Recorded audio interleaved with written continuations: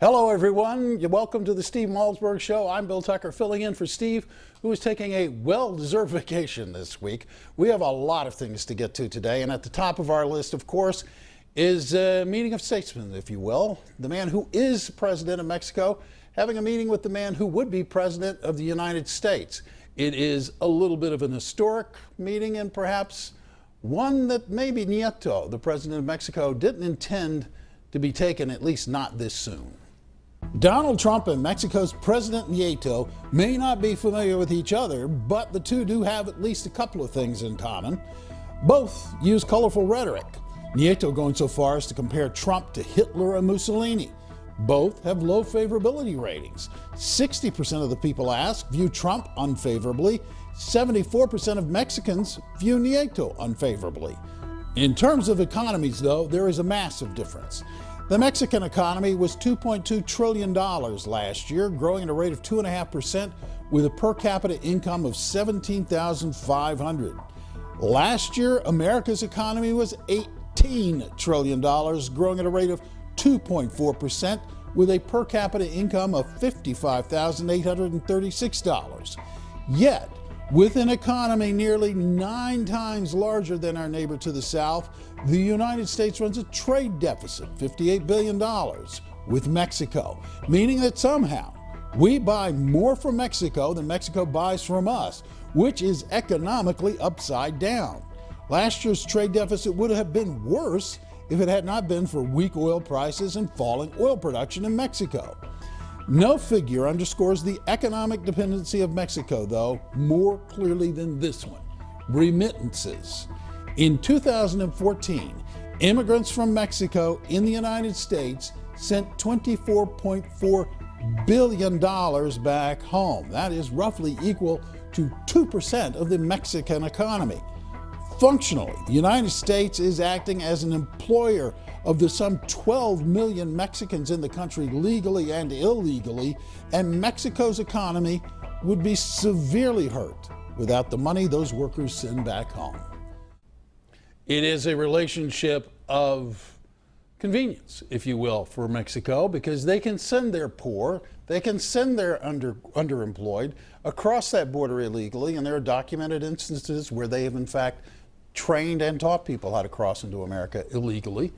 Why wouldn't they want that relationship to continue? And that perhaps is the very leverage that Donald Trump is seeking to exercise as he sits down with Mexico's president today to discuss what might be going on between us and Mexico. Joining me now is Carl Higbie.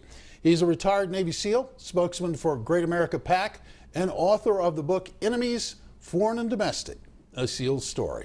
Carl, great to see you. Well, thanks for having me on. It's good. And first off, where's Malzberg? There's 70 days to an election. He's taking vacation? Well, I don't think he's taken a vacation the entire year so far. Now's not the time. No, well, of course it is. He'll be back here next week. He can sit there.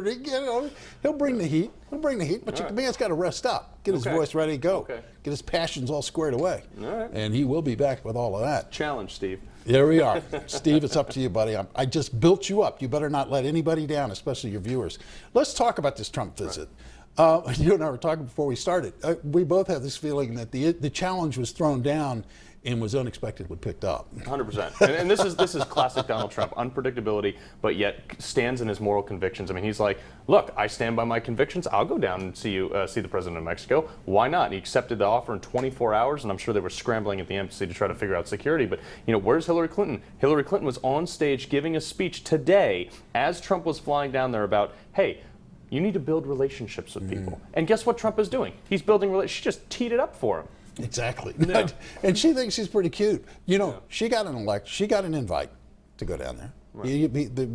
Nieto threw it out both to Trump and to Hillary. She hasn't even responded with a yes or a no yet. Right. So who's building relationships in this instance? Exactly. Well, she doesn't think she needs those votes. And that's the problem with the Democratic Party is they think they've got this one in the bag, but also they see the Latino function as a one-issue voting bloc, which it's not. They care about the economy, taxes, the next president. They care about all these things.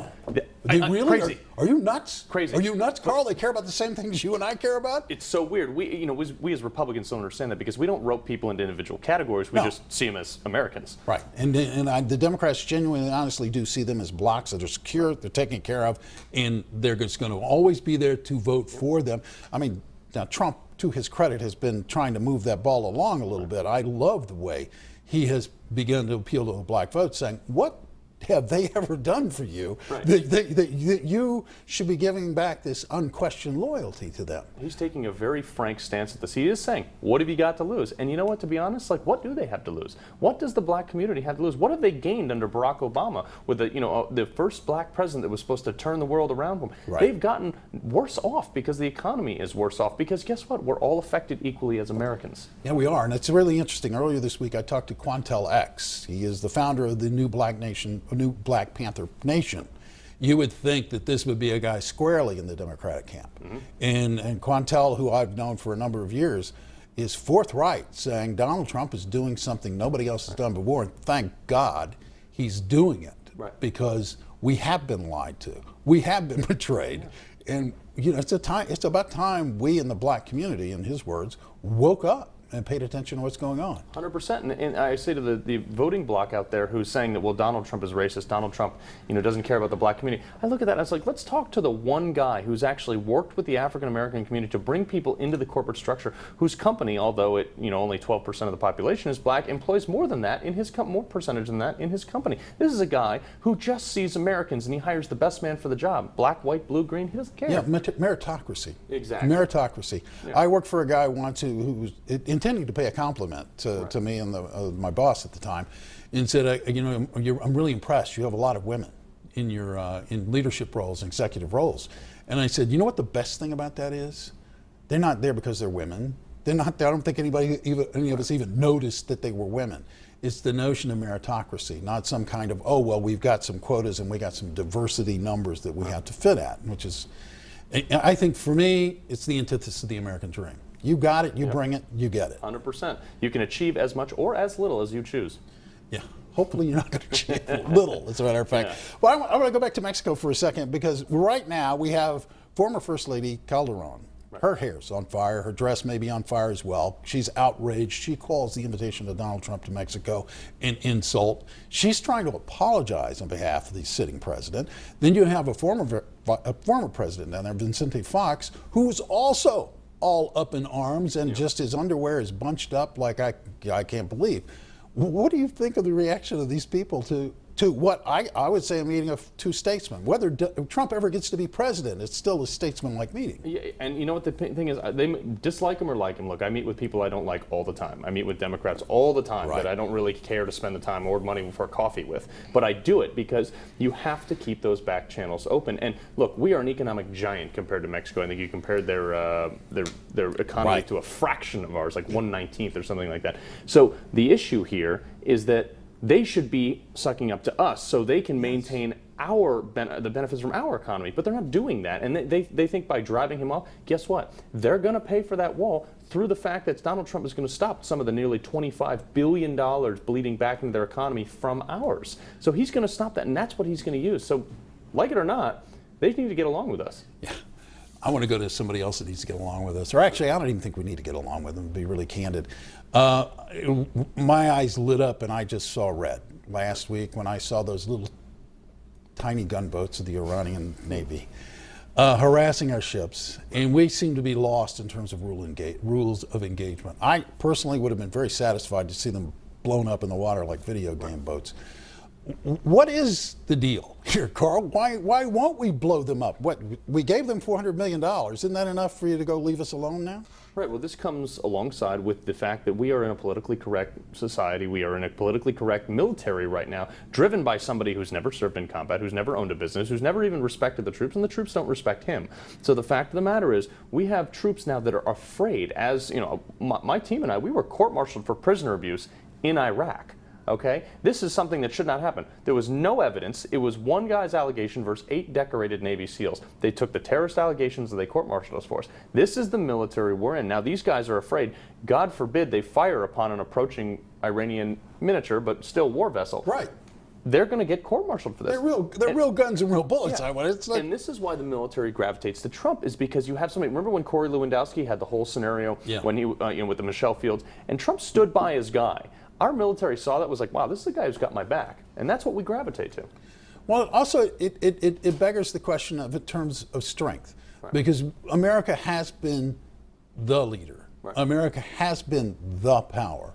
The you spender. can't, in the spender, that's actually true. But you can't vacate those positions and not create a vacuum. And when you create a vacuum, or you create the appearance of a vacuum, you are inviting, it seems to me, an unstable and unpeaceful world. You are. And the thing is, the world, that part of the world, respects strength. They respect superiority of firepower. And you know, we're not going to go in there and suddenly say, hey, this is our way of life. This is our ideology. Come on board. You know, maybe it'll be nice and we'll all smoke the peace pipe together. That's not how it works. Yeah, you know, it's interesting because for a number of years I did stories on trade looking at China. And people say, boy, doesn't that tick you off? And I said, no, what really ticks me off is not the Chinese. Because the Chinese know what they want. The Chinese are behaving in a rational fashion. They understand that their interests will come before anybody else's. We seem to be the lost little boy in the crowd because we don't understand it's our country, it's our people, it's our citizens who count and come first. We seem to be conducting our policy, whether it be for trade or economics, for the good of somebody else as opposed to the good. Yeah, the globalism, which is nuts. You're absolutely right. And look, China's building islands in the South China Sea right now. We've told them, hey, please don't do that. They're like, screw you guys. So the problem is here is you're right. America is great. Look, America's the greatest country ever. And if you don't agree with it, just look at the medal count from the U.S. Olympics. America had like 121 medals. China, which is 4 times our population, had 70. Okay, 46 of America's medals came from your home state, That's Texas. right, Texas. So, no, Not that I'm proud of it or anything. And so why should we be afraid to embrace that? That's the issue here. We need to understand that it's okay to be great, and let's bring everybody else up. The Democratic mission and Hillary Clinton's mission is to bring everybody else down to the same I don't level. understand that. Do you have an explanation for that? Because that doesn't make any sense to me at all. No, that's why I'm voting for Trump. I mean, and that's a good reason to vote for Trump, as a matter of fact. It's really crazy. Carl, it's great to see you. Thanks for coming by. Thanks so Always much. good. Appreciate you having me. Carl Higbie, former, retired, what do we call you, former Navy SEAL. I don't guess there were any ex-Navy SEALs. And his book as well, it is called Enemies, Foreign and Domestic, A SEAL's Story. I had to look down at my notes for that one, and I'm ashamed to admit it. You're watching the Steve Malzberg Show. There's much more coming up, so keep it right here. We'll be back.